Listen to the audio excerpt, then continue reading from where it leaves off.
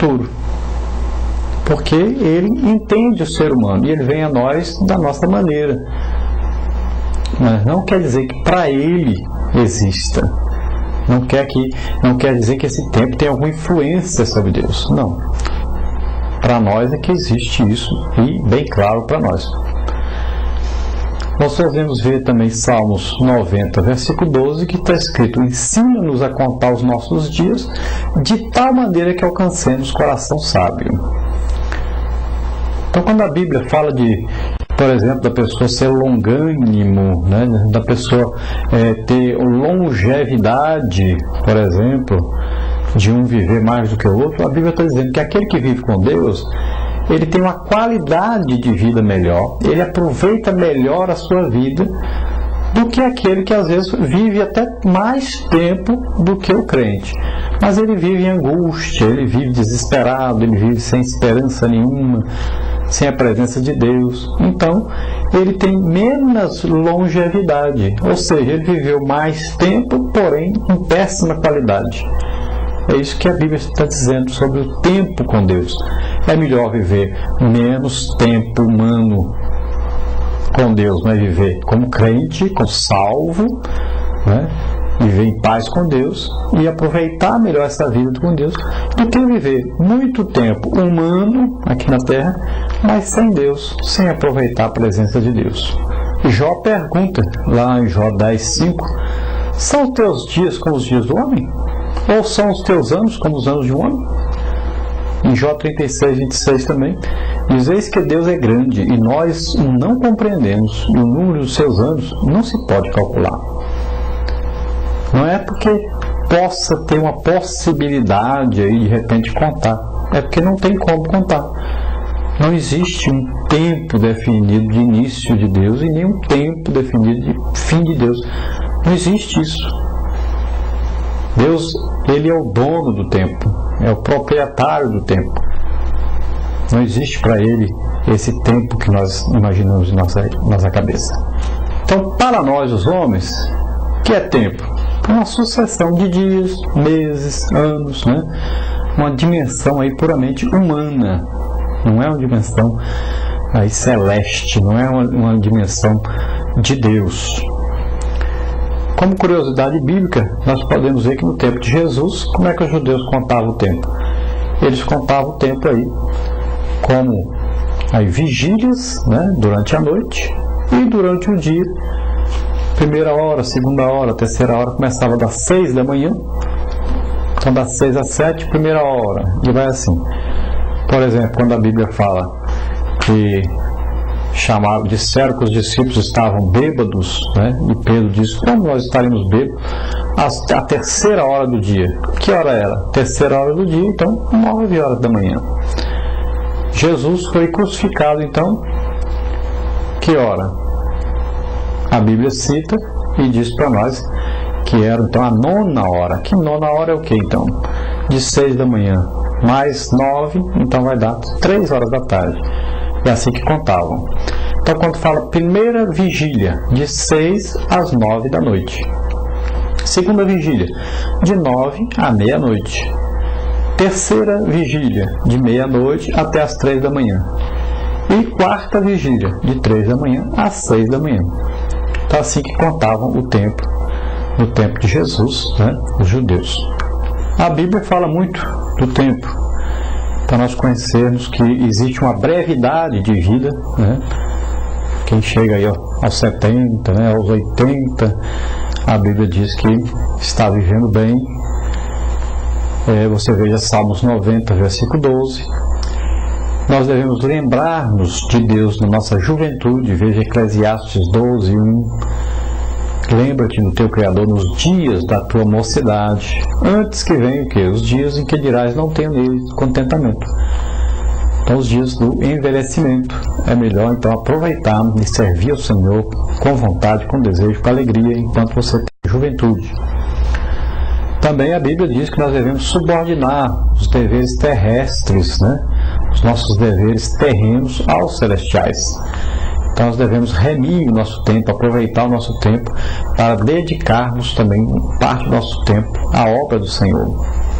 devemos viver sabiamente, sempre lembrando de remir esse tempo, de coordenar o nosso tempo. E também nós devemos aproveitar o nosso tempo na terra, servindo ao Senhor, dando exemplo perante o mundo.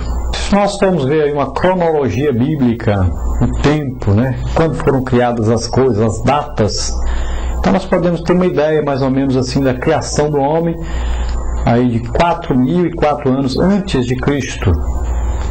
Podemos ver aí o dilúvio, por exemplo, por volta de 2.348 a.C.